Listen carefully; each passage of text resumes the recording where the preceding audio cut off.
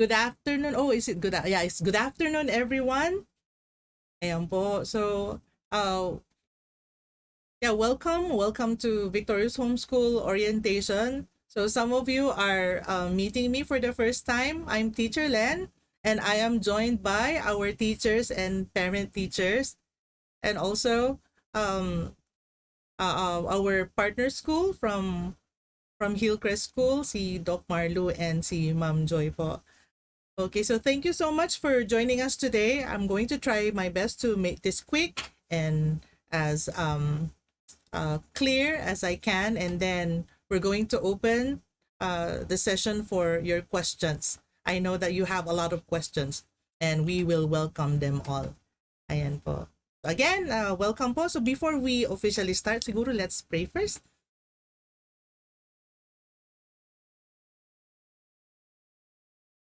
Lord, thank you for this time together. Give us an open mind, a teachable spirit, and an ability to learn.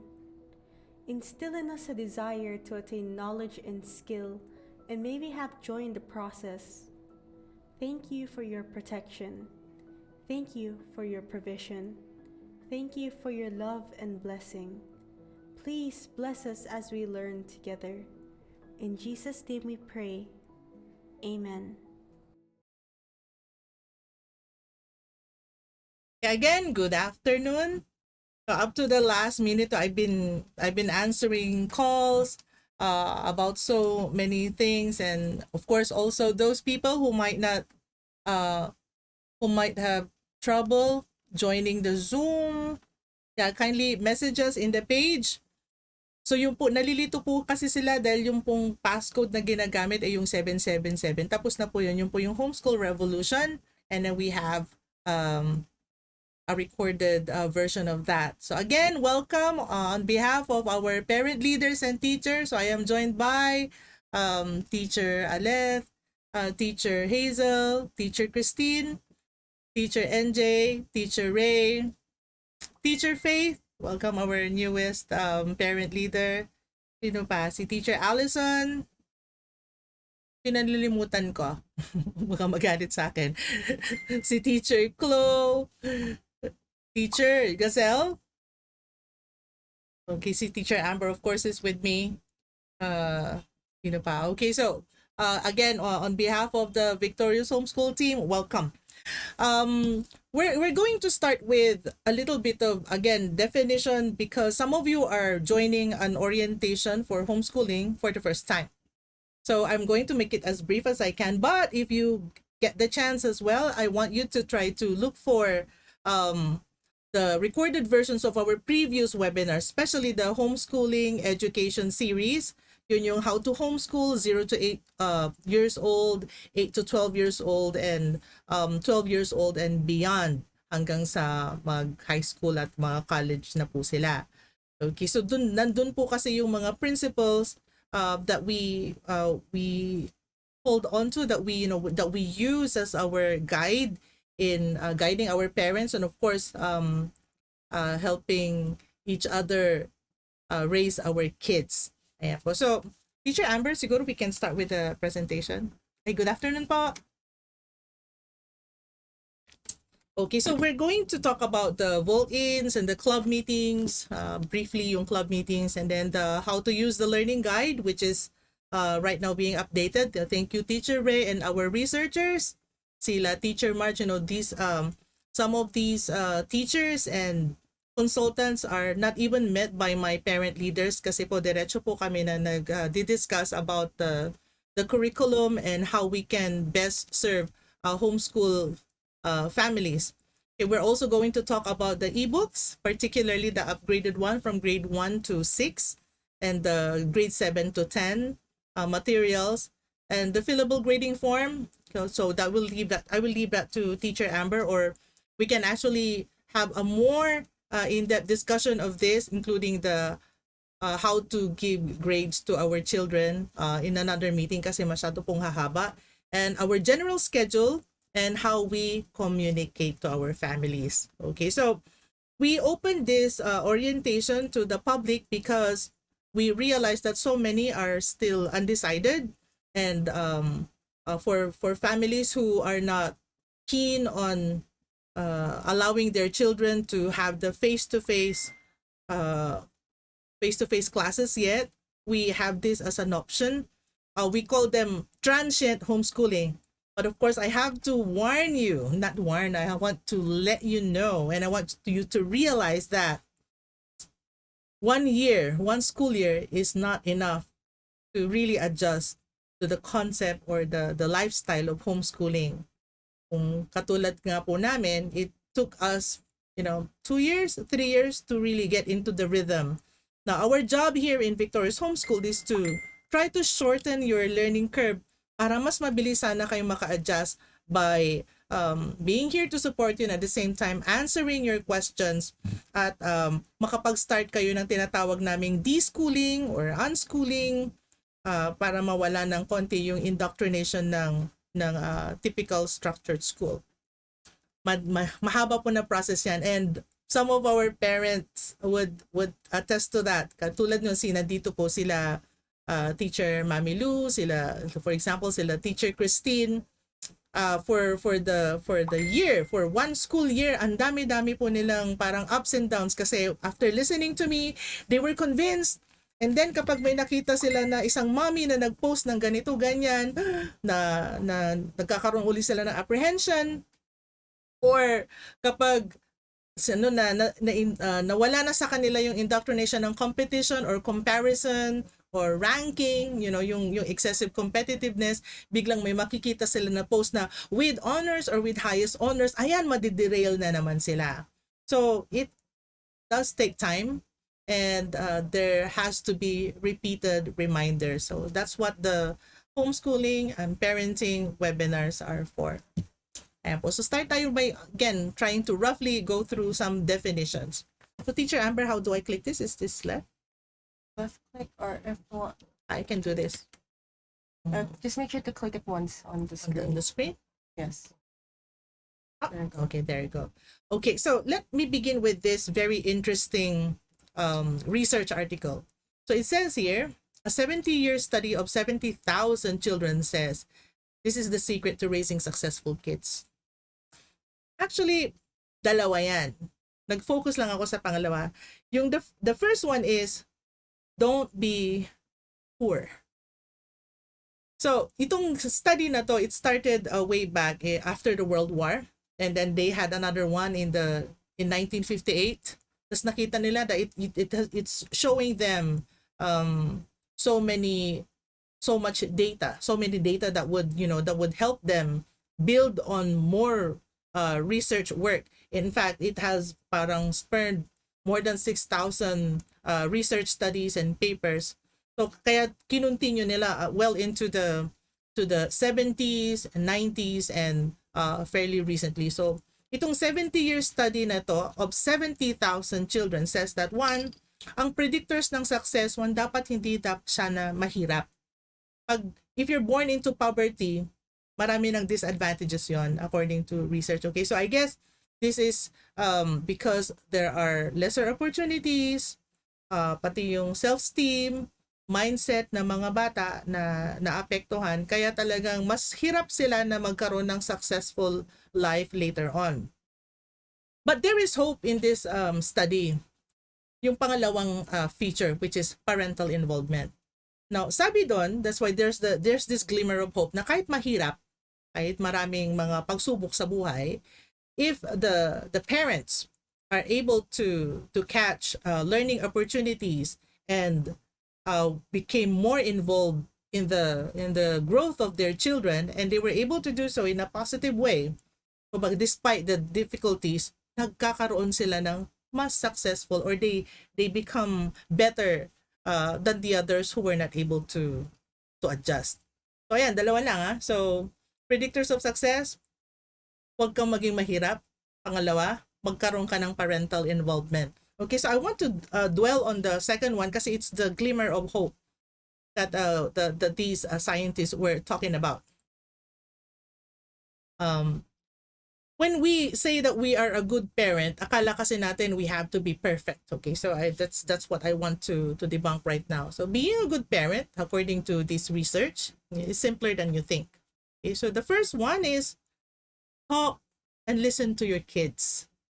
So give them time and treat them as whole persons. Though this is the underlying principle um, of educators and child campaigners tulad nila Charlotte Mason, Ruth B. Chick. Okay, so talk and listen to your kids because the kids are actually whole people, hindi sila lesser people. So you talk and listen to them as if they are the most amazing people in the world. Okay, you also have to make it clear that you have ambitions for their future. Dapat meron kang binibigay sa kanila na expectations, but without nang walang pressure.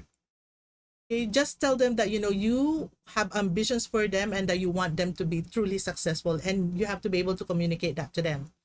You also have to be emotionally warm. Now, sometimes this is difficult because pagod tayo parate. Kahit ako, minsan pag nalululan, daming mga challenges at may mga stressors, mahirap na parati tayo nandun sa state na maging emotionally warm tayo at engaged sa mga anak natin. But it's really something that we have to work on because that's when our children actually develop confidence. Okay. Next one, you have to teach them letters and numbers. Okay, so basic. Parati yung anak naririnig natin. Ito rin yung na I don't think I am qualified to teach my child. So akala nila na pagdating nila ng say for example, tapos na ng preschool, dapat may ibang teacher na kasi hindi ko na kaya magturo. Or some, pagdating ng high school, hindi ko na carry yan. So I have to put them back to the traditional schools. Okay, so in principle, if we homeschool, if we teach our children, as long as you're able to read and write, you can teach your children. Kasi in the end, what we're doing, especially in the preschool up to the grade school years, we're giving them actually tools to learn for themselves. And what we should be able to communicate to them is the love for learning. Kapag ginawa natin na parang chore ang studying, so I know some children who are so allergic to the word studying or study, pero pag nabigay natin na basically studying is really just discovering new things and being aware of the world around you and being able to identify what gives you joy. So yun, nagsastart yun sa letters and numbers.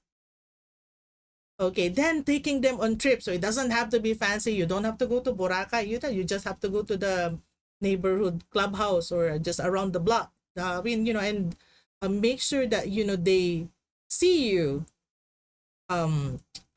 gazing in wonder in the many things around you, and you have to really mean it. Kasi kapag nakikita nila na it's fascinating, they would be fascinated themselves. And then, of course, isa pa to na napakagandang activity. You have to read to them daily and encourage them to read for pleasure. I emphasize for pleasure. Okay, don't pressure them into reading just because, it would make you feel good that, at least nagbabasa. No, you have to give them something that they would really enjoy. That's the only time that you can develop wide readers kapag nag-enjoy po sila. But how do you engage? How do you make sure that they come to love reading? You have to read to them and you have to enjoy it as well. So you have to enjoy reading yourselves. Kaya hindi talaga siya basta natuturo. Ngayon teacher, hindi po ako mahilig magbasa. Paano ko po tuturuan yung anak ko na maging mahilig magbasa? Kaya tayo nagsistart parate sa sarili natin. One of the reasons why we start with the 7 habits of highly effective parents, kasi kasama po to dun sa mga tinuturo namin. We will have a version of that again sa ibang pagkakataon, especially to parents who will be victorious homeschooling. Okay, and lastly, so surprisingly, kasi marami sa atin hindi na nakakasunod dito dahil iba-iba po yung schedule natin. But according to the study also, mas nakatutulong po kapag meron silang regular bedtime. I guess, the regular bedtime helps in instilling discipline, forming some sort of structure, and of course, making sure that they are rested. The moment a child is not rested, hindi nakatulog yan, or pagod yan, bugnot yan. Pag bugnot yan, wala na po siyang matututunan. wala tayong magagawa doon. So, ito yun. Just being a good parent. Kaya akala natin may sikreto talaga. No, there's none. This is simply, just being a good parent. Anyway, so this one is being a good parent. Okay, so essentially what we're trying to point out here is that homeschooling is parenting. We have so many parents who actually transfer their children out, and it's fine because they want their children to have the face-to-face classes now. For those for the others, they want them to have OTL. Bakit? Kasi po teacher, magtatrabaho na po kami. O kasi po teacher, hindi po carry ng powers ko. O kasi po teacher niya, they have so many reasons for transferring their children, and I'm not even asking them for any reason. When they transfer out, okay, it's simply a yes, we'll process the papers, okay, so and then we're going to request and whatnot. But the thing is, the reason why homeschooling may not work for others is because they haven't really embraced the principle behind it.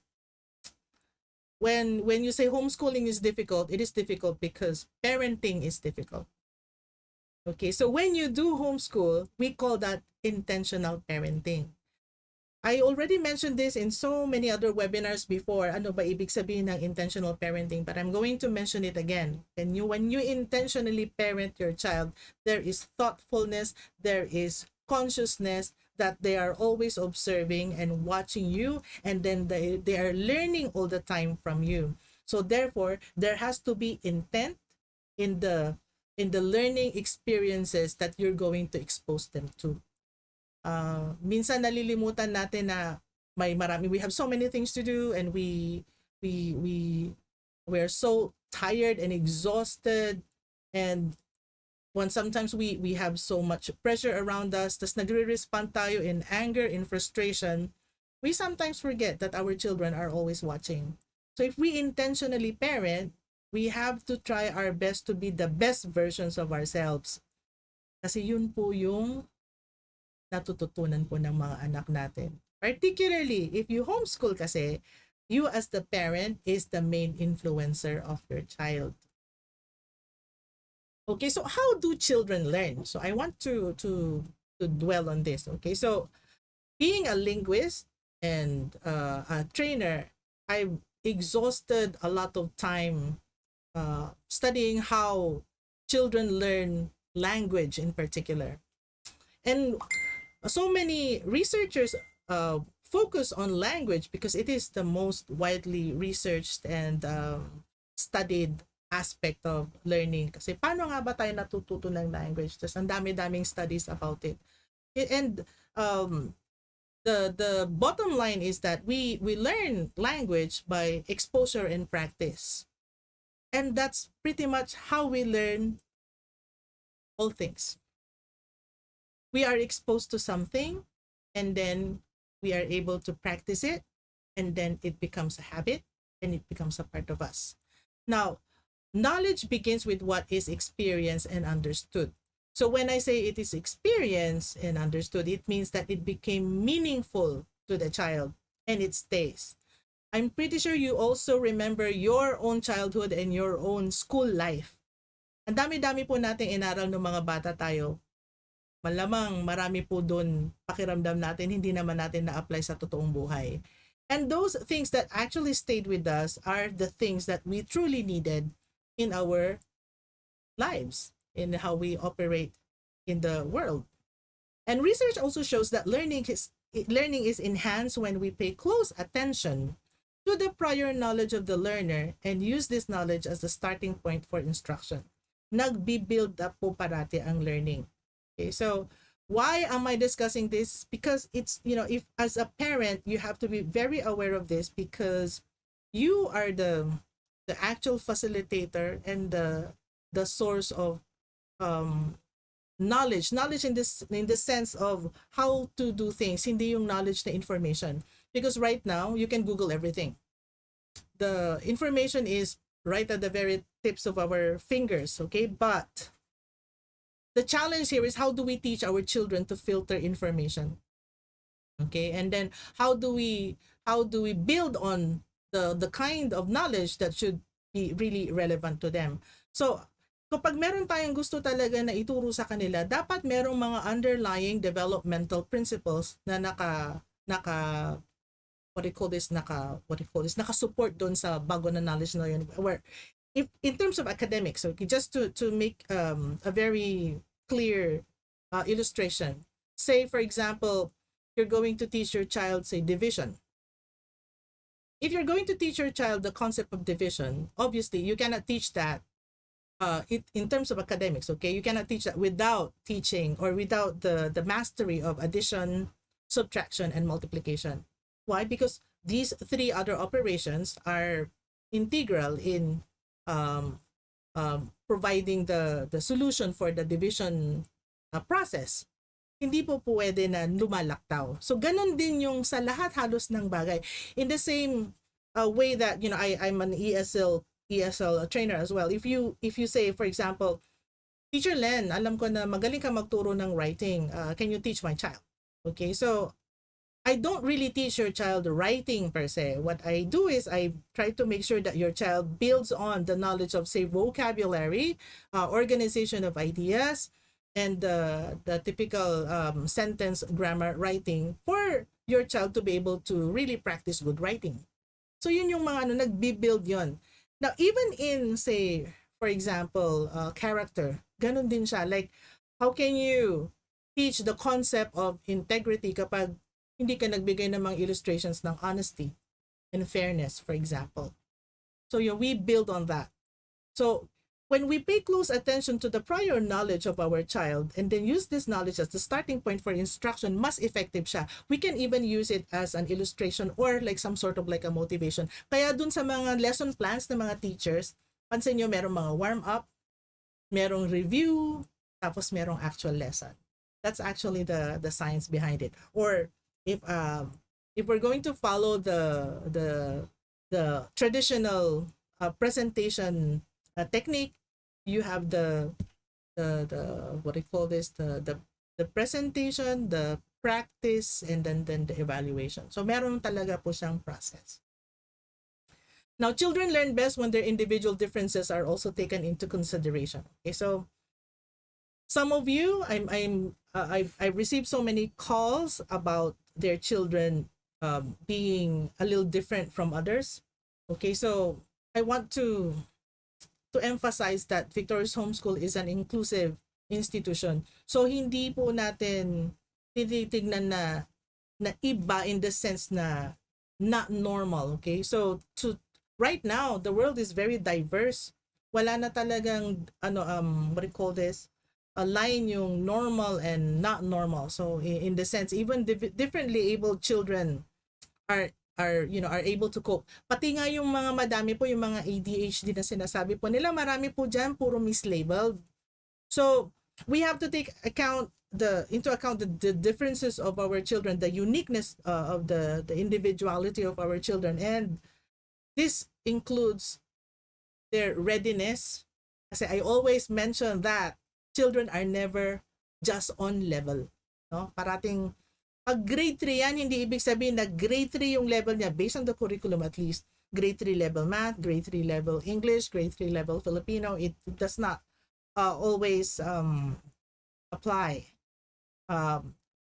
Grades are actually artificial constructs, and so iba-iba talaga. Like for example, when my child was grade 5, yung English niya nasa grade 10, pero yung math niya nasa grade 2, mga ganon.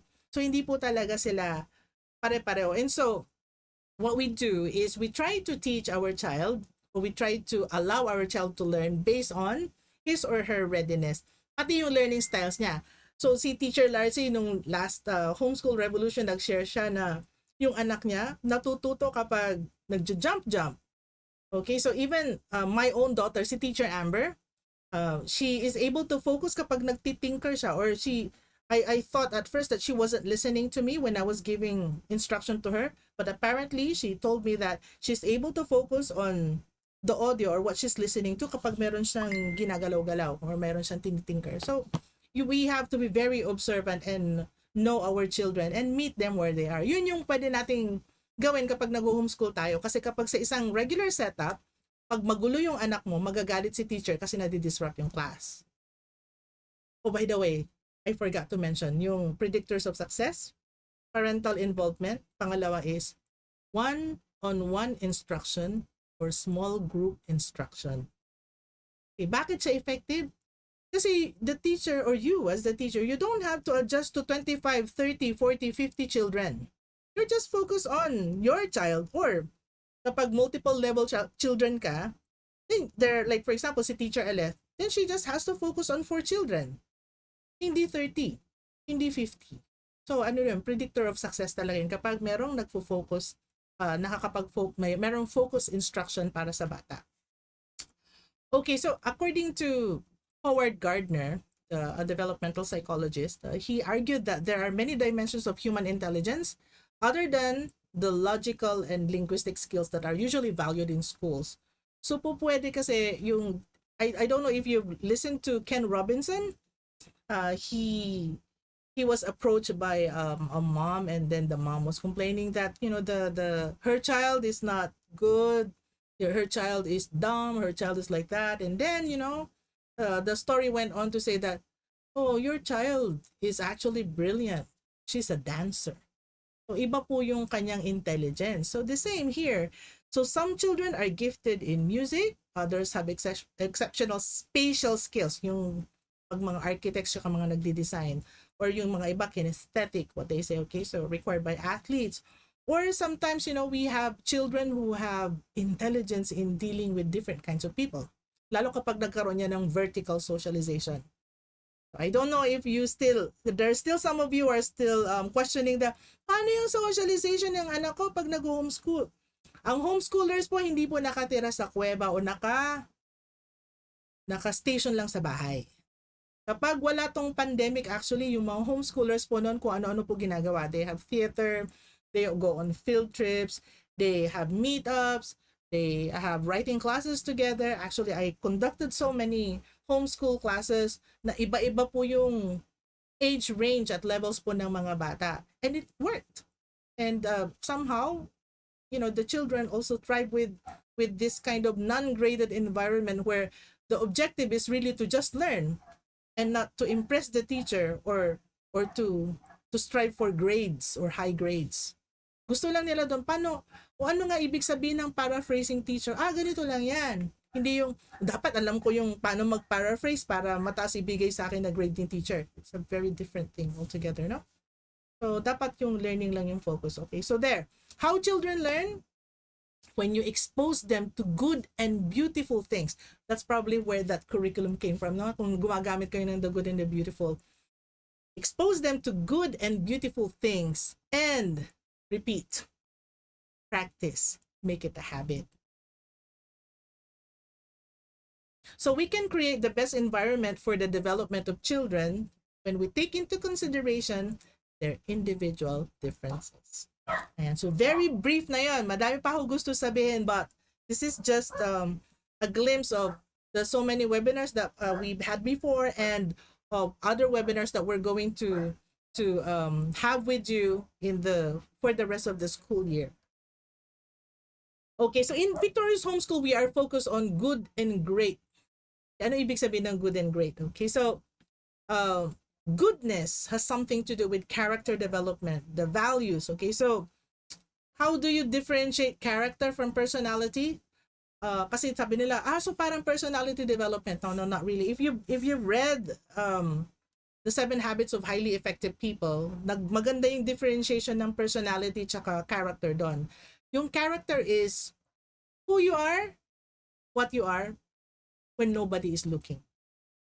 Yun. And what we're trying to strive for is that, you know, our children grow in goodness, honest, kind, respectful, compassionate, all of these values, okay? And bring them into this kind of, you know, having these effective habits to help themselves as well as help others.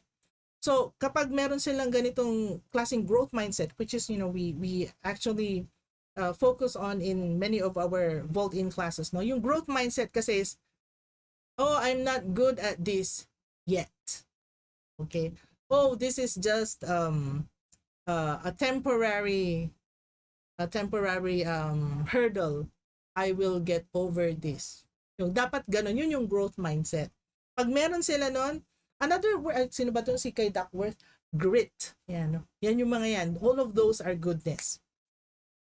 And, ano pa yung isang focus natin? Of course, academics. Okay? And we call it the greatness. Okay, so greatness is basically the scholastic pursuits. This includes logical and critical thinking, how to organize ideas, how to support ideas. Yan, nandun din tayo. So meron din tayo, of course, mathematics and all of those basic knowledge. Actually, kapag sinabi mo academics is one of the good things. So they really go together. So we strive to raise our children in goodness and greatness. Yun po yung underlying philosophy talaga ng Victorious Homeschool. So, with that in mind, ano ba yung roles and responsibilities natin as parent teacher? So, nakakaba kasi hindi po ako marunong, hindi po ako teacher. Ang dami ko pong, lahat na po yata po narinig ko in my 10 plus years of homeschooling. Tapos, I've been a homeschool consultant since 2015. Lahat na po yata ng dahilan, excuse, rason, kung bakit hindi sila magaling or hindi sila pwedeng mag-homeschool, narinig ko na po. But in the end, I want to be very clear. Dito po, meron din tayong pong responsibilities. Okay, so, number one responsibility is to be a good parent. Ayan, so, ito yung actually pinakamahirap. Kasi you have to be the role model. I mentioned earlier, you're always teaching because your children are always watching. So there is this speech that I always remember whenever I talk about this. Sabi kasi ng speaker, I always try to do my very best in everything that I do. Thus in a very soft voice, she said, just in case my children are watching. And it's really very powerful because if we become the main influencer of our children, tayo po talaga yung gagayahin. Kahit na may mga externals pa yan, kahit magkaroon sila ng mga friends, may mga idols yan, or may mga nagiging, what do you call this, celebrities that they look up to, in the end, ikaw bilang parent po talaga yung tinitignan po ng anak po ninyo. Yeah, like I said, you are the main influencer. So yan ang pinakaunang role po natin, and in a way, responsibility. So not just responsibility to our children, kasi tayo muna, responsibility to ourselves. Okay, number 2, you are also a facilitator. Okay, so as a facilitator, you do teach. Okay, so when I say you teach, not just academics, okay? Kasi yun, pag sa academics, technically speaking, you are the study partner. Dahil may mga, kahit na grade 3, grade 4 lessons yan, you have to admit, kailangan mo pa rin konting basahin, reviewin at aralin bago mo talaga siya ituro kapag ikaw talaga yung explicitly magtuturo sa anak mo. Or minsan din kasi there is a prepared documentary or video or a presentation that you and your child can watch. Pag mga younger years, dapat together yung mga explicit teaching na to.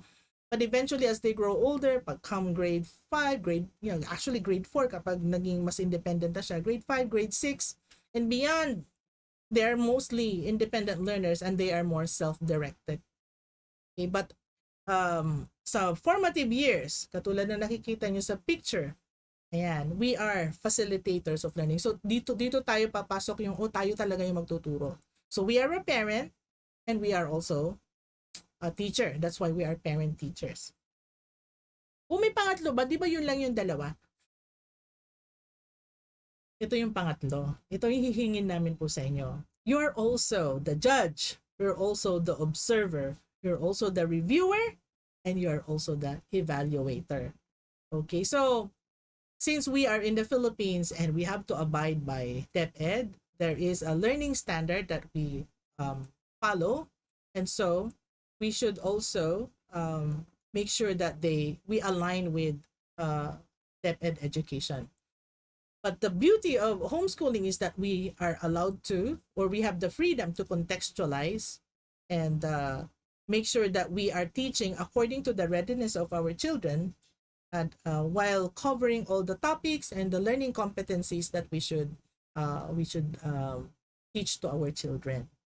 So yun po yun. So ito yung roles and responsibilities natin. As a parent, we have to be the best person that we can be kasi our children are always watching. Number 2, we have to be facilitators. So hindi naman tayo kailangan yung expert parate. We can always look for resources that will help us teach. Kaya nga nagiging study partner tayo kasi we also learn alongside our children. And you are also allowed to ask for help. Pwede po kayong kumuha ng tutor doon sa mga specific areas na pakiramdam nyo, pwede po mas makakatulong po yung ibang teachers para maturuan po yung anak po ninyo. Okay, and lastly, you are the sole provider of your child's grades. Okay, so yung scope, mamaya pag-uusapan natin, hindi naman kailangan pare-pareho. But still, you should give evaluation so that you can translate them into grades. Ang maganda lang dito sa number 3, mga mommies and daddies po, it doesn't have to be the written kind of test all the time. Your quizzes, for example, can be oral recitations. They can be in the form of performance tasks like projects or written essays. You can even evaluate or even give grades while having dinner discussions. So, yun ang maganda pag homeschooling kasi dahil kapag sa isang malaking class, say for example, 40 or 50 students, compelled ang teacher na magbigay ng test parate to make sure na naintindihan ba nila lahat yung discussion ko, or paano mo malalaman kung may engagement yung bata. Hindi mo naman sila pwede isa-isahin parate. That's the thing.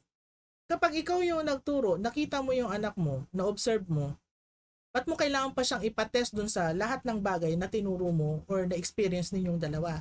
Makikita mo na kung naiintindihan niya o hindi.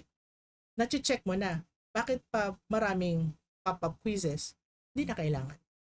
Of course, hindi ko sinasabi na huwag kayo magpa-test or huwag kayo gumawa ng ganon. I'm not saying that. But the thing is, it doesn't have to be in just one form, yung evaluation po ninyo. Pwede po siyang very informal. Pwede rin po siyang the written test if you want.